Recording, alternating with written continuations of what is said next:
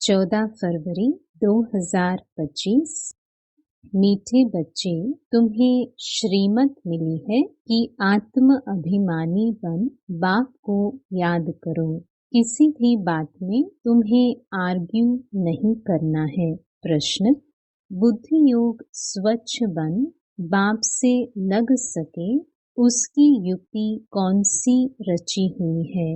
उत्तर: 7 दिन की भट्टी। कोई भी नया आता है तो उसे 7 दिन के लिए भट्टी में बिठाओ, जिससे बुद्धि का किचड़ा निकले और गुप्त बाप, गुप्त पढ़ाई और गुप्त वर्षे को पहचान सके। अगर ऐसे ही बैठ गए तो मूंझ जाएंगे, समझेंगे कुछ नहीं। गीत: जाग सजनिया जाग। ओम शांति। बच्चों को ज्ञानी तो आत्मा बनाने के लिए ऐसे ऐसे जो गीत हैं वह सुनाकर फिर उसका अर्थ करना चाहिए, तो वाणी खुलेगी। मालूम पड़ेगा कि कहाँ तक सृष्टि के आदि मध्य अंत का ज्ञान बुद्धि में है। तुम बच्चों की बुद्धि में तो ऊपर से लेकर मूल वतन, सूक्ष्म वतन, स्थूल वतन के आदि मध्य अंत का सारा राज जैसे कि चमकता है। बाप के पास भी यह ज्ञान है जो तुमको सुनाते हैं। यह है बिल्कुल नया ज्ञान। भल शास्त्र आदि में नाम है, परंतु वह नाम लेने से अटक पड़ेंगे, डिबेट करने लग पड़ेंगे। यहाँ तो बिल्कुल सिंपल रीति समझाते हैं। भगवान वाच, मुझे याद करो, मैं ही पतित पावन हूँ। कभी भी श्री कृष्ण को व ब्रह्मा विष्णु शंकर आदि को पतित पावन नहीं कहेंगे। सूक्ष्म वतन वासियों को भी तुम पतित पावन नहीं कहते हो, तो स्थूल वतन के मनुष्य पतित पावन कैसे हो सकते? यह ज्ञान भी तुम्हारी बुद्धि में ही है। शास्त्रों के बारे में चास्ती आर्ग्यू करना अच्छा नहीं है। बहुत वाद विवाद हो जाता है। एक दो को लाठियां भी मारने लग पड़ते हैं। तुमको तो बहुत सहज समझाया जाता है। शास्त्रों की बातों में टू मच नहीं जाना है। मूल बात है ही आत्म अभिमानी बनने की। अपने को आत्मा समझना है और बाप को याद करना है। यह श्रीमत है मुख्य, बाकी है डिटेल। बीज कितना छोटा है, बाकी झाड़ का विस्तार है। जैसे बीज में सारा ज्ञान समाया हुआ है, वैसे यह सारा ज्ञान भी बीज में समाया हुआ है। तुम्हारी बुद्धि में बीज और झाड़ आ गया है। जिस प्रकार तुम जानते हो और कोई समझ न सके। झाड़ की आयु ही लंबी लिख दी है। बाप बैठ बीज और झाड़ व ड्रामा चक्र का राज समझाते हैं। तुम हो स्वदर्शन चक्रधारी। कोई नया आए, बाबा महिमा करे कि स्वदर्शन चक्रधारी बच्चों, तो कोई समझ न सके। वह तो अपने को बच्चे ही नहीं समझते हैं। यह बाप भी गुप्त है तो नॉलेज भी गुप्त है, वर्षा भी गुप्त है। नया कोई भी सुनकर मूंझ पड़ेंगे, इसलिए 7 दिन की भट्टी में बिठाया जाता है। यह जो 7 रोज भागवत व रामायण आदि रखते हैं, वास्तव में यह इस समय 7 दिन के लिए भट्टी में रखा जाता है, तो बुद्धि में जो भी सारा किचड़ा है वह निकाले और बाप से बुद्धि योग लग जाए। यहाँ सब है रोगी। सतयुग में यह रोग होते नहीं। यह आधा कल्प का रोग है। 5 विकारों का रोग बड़ा भारी है। वहाँ तो देही अभिमानी रहते हैं। जानते हो, हम आत्मा एक शरीर छोड़ दूसरा लेती है। पहले से साक्षात्कार हो जाता है। अकाली मृत्यु कभी होता नहीं। तुमको काल पर जीत पहनाई जाती है। काल काल महाकाल कहते हैं। महाकाल का भी मंदिर होता है। सिख लोगों का फिर अकाल तख्त है। वास्तव में अकाल तख्त यह ब्रिकटी है जहाँ आत्मा विराजमान होती है। सभी आत्माएं इस अकाल तख्त पर बैठी हैं। यह बाप बैठ समझाते हैं। बाप को अपना तख्त तो है नहीं, वह आकर इनका यह तख्त लेते हैं। इस तख्त पर बैठकर तुम बच्चों को ताऊसी तख्त नशीन बनाते हैं। तुम जानते हो वह ताऊसी तख्त कैसा होगा जिस पर लक्ष्मी नारायण विराजमान होते होंगे। ताऊसी तख्त तो गाया हुआ है ना।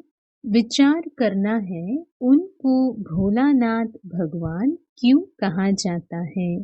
भोलानाथ भगवान कहने से बुद्धि ऊपर चली जाती है। साधु संत आदि अंगुली से इशारा भी ऐसे देते हैं ना कि उनको याद करो। यथार्थ रीति तो कोई जान नहीं सकते। अभी पतित पावन बाप सम्मुख में आकर कहते हैं मुझे याद करो तो तुम्हारे विक्रम विनाश हो जाएं। गारंटी है, गीता में भी लिखा हुआ है।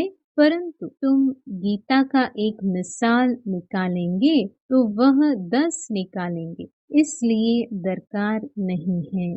जो शास्त्र आदि पढ़े हुए हैं वह समझेंगे, हम लड़ सकेंगे। तुम बच्चे जो इन शास्त्रों आदि को जानते ही नहीं हो, तुम्हें उनका कभी नाम भी नहीं लेना चाहिए। सिर्फ बोलो भगवान कहते हैं मुझ अपने बाप को याद करो। उनको ही पतित पावन कहा जाता है। गाते भी हैं पतित पावन सीताराम। सन्यासी लोग भी जहाँ तहाँ धुन लगाते रहते हैं। ऐसे मत मतांतर तो बहुत है ना। यह गीत कितना सुंदर है।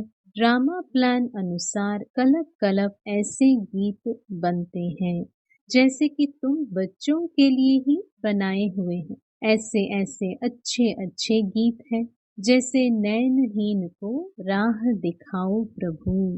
प्रभु कोई श्री कृष्ण को थोड़ी कहते हैं। प्रभु व ईश्वर निराकार को ही कहेंगे। यहाँ तुम कहते हो बाबा परम पिता परमात्मा है तो वह भी आत्मा न। भक्ति मार्ग में बहुत टू मच चले गए हैं। यहाँ तो बिल्कुल सिंपल बात है। अलफ और बे। अलफ अल्लाह, बे बादशाही। इतनी तो सिंपल बात है।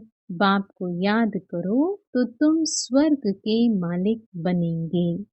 बरोबर यह लक्ष्मी नारायण स्वर्ग के मालिक संपूर्ण निर्विकारी थे। तो बाप को याद करने से ही तुम ऐसा संपूर्ण बनेंगे। जितना जो याद करते हैं और सर्विस करते हैं उतना वह ऊंच पद पाते हैं। वह समझ में भी आता है। स्कूल में स्टूडेंट समझते नहीं है क्या कि हम कम पढ़ते हैं। जो पूरा अटेंशन नहीं देते हैं तो पिछाड़ी में बैठे रहते हैं तो जरूर फेल हो जाएंगे। अपने आप को रिफ्रेश करने के लिए ज्ञान के जो अच्छे अच्छे गीत बने हुए हैं उन्हें सुनना चाहिए। ऐसे ऐसे गीत अपने घर में रखने चाहिए। किसको इस पर समझा भी सकेंगे कैसे माया का फिर से परछाया पड़ता है। शास्त्रों में तो यह बातें हैं नहीं कि कल्प की आयु 5000 वर्ष है। ब्रह्मा का दिन और ब्रह्मा की रात आधा आधा है। यह गीत भी कोई ने तो बनवाए हैं। बाप बुद्धिमानों की बुद्धि है तो कोई की बुद्धि में आया है जो बैठ बनाया है। इन गीतों आदि पर भी तुम्हारे पास कितने ध्यान में जाते थे। एक दिन आएगा जो इस ज्ञान के गीत गाने वाले भी तुम्हारे पास आएंगे। बाप की महिमा में ऐसा गीत गाएंगे जो घायल कर देंगे। ऐसे ऐसे आएंगे। ट्यून पर भी मदार रहता है ना। गायन विद्या का भी बहुत नाम है। अभी तो ऐसा कोई है नहीं। सिर्फ एक गीत बनाया था, कितना मीठा कितना प्यारा।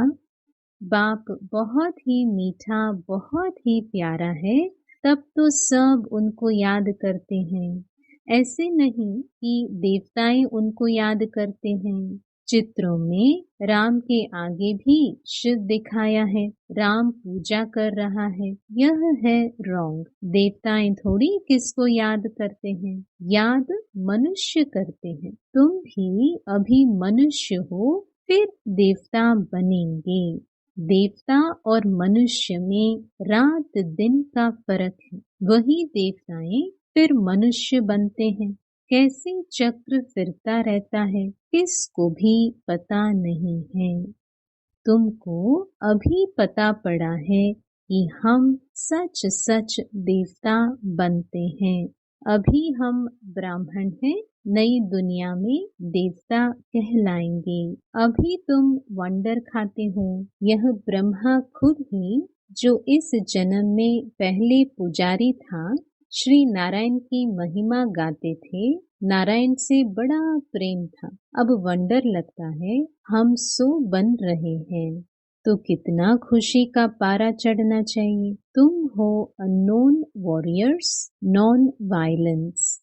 सचमुच तुम डबल अहिंसक हो। ना काम कटारी ना वह लड़ाई। काम अलग है, क्रोध अलग चीज है। तो तुम हो डबल अहिंसक, नॉन वायलेंस सेना।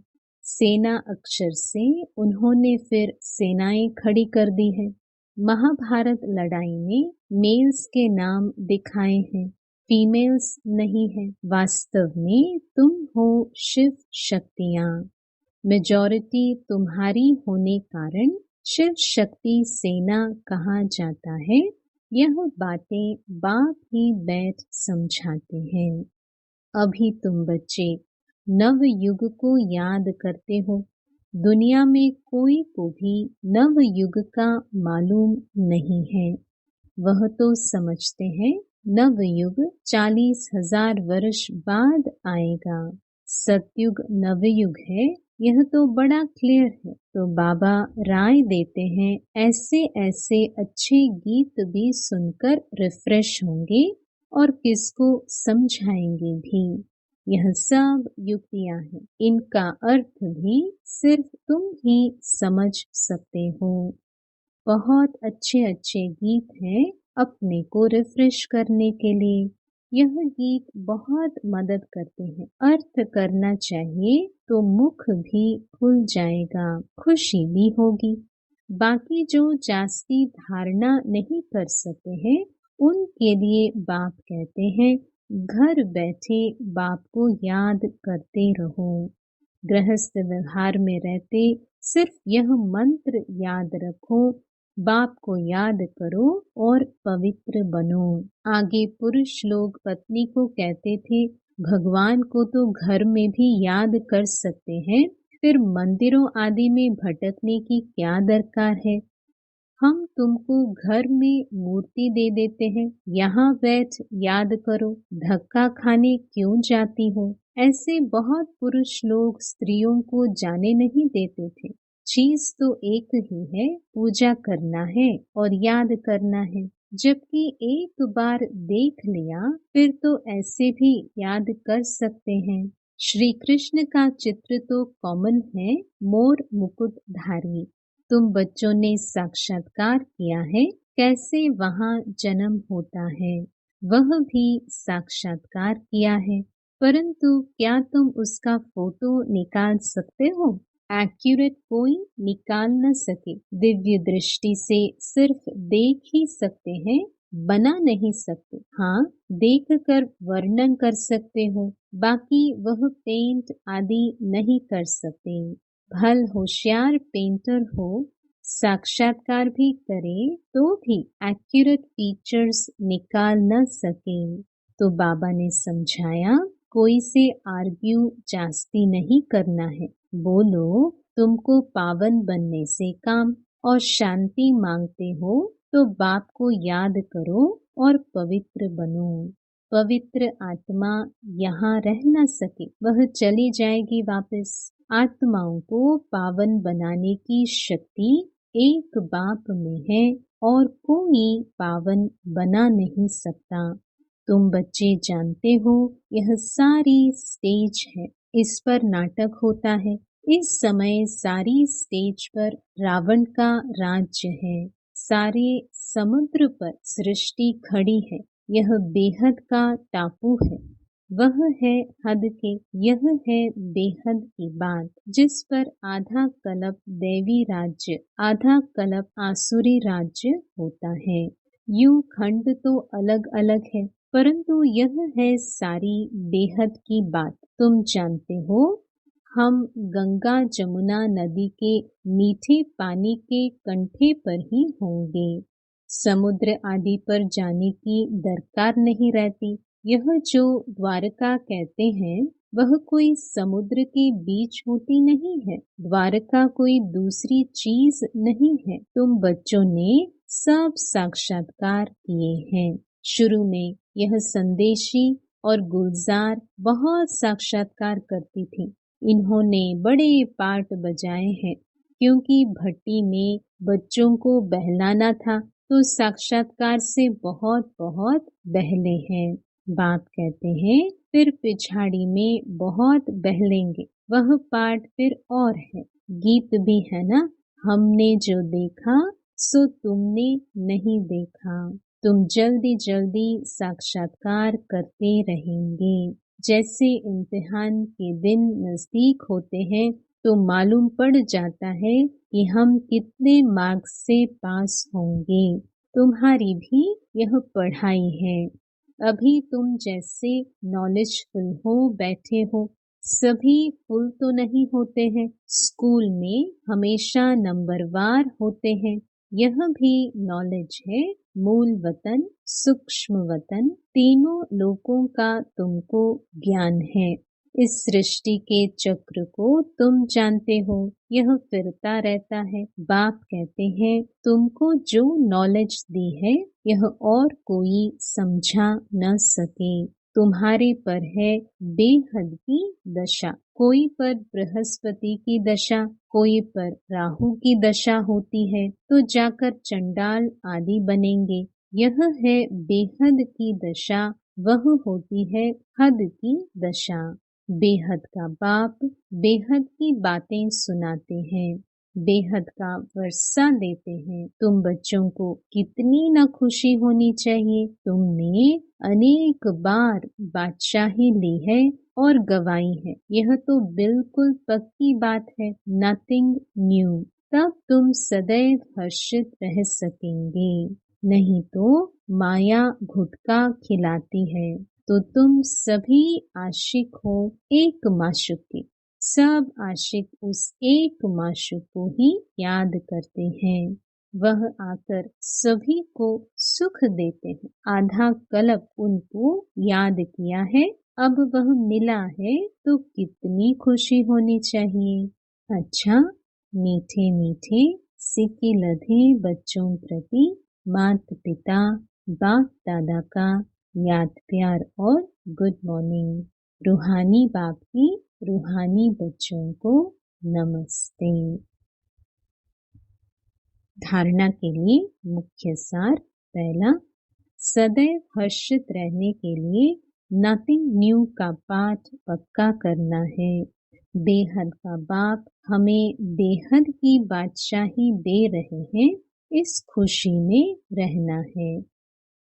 दूसरा, ज्ञान के अच्छे अच्छे गीत सुनकर स्वयं को रिफ्रेश करना है। उनका अर्थ निकालकर दूसरों को सुनाना है। वरदान, माया के संबंधों को डिवोर्स दे। बाप के संबंध से सौदा करने वाले माया जीत मोह जीत भव। अब स्मृति से पुराना सौदा कैंसिल कर सिंगल बनो। आपस में एक दो के सहयोगी भल रहो, लेकिन कंपेनियन नहीं। कंपेनियन एक को बनाओ तो माया के संबंधों से डिवोर्स हो जाएगा।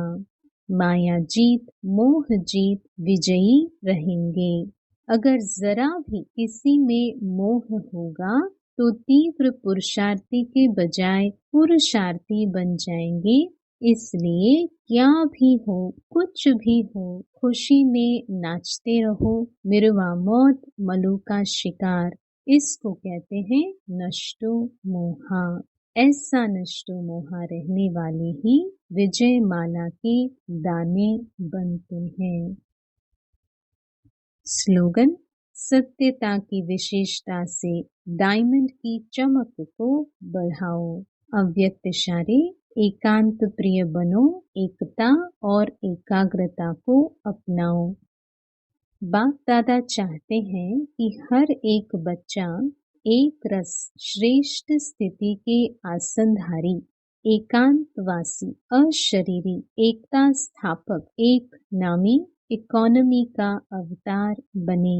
एक दो के विचारों को समझ सम्मान दे, एक दो को इशारा दे, लेन देन कर आपस में संगठन की शक्ति का स्वरूप प्रत्यक्ष करे, क्योंकि आपके संगठन के एकता की शक्ति सारे ब्राह्मण परिवार को संगठन में लाने के निमित्त बनेगी।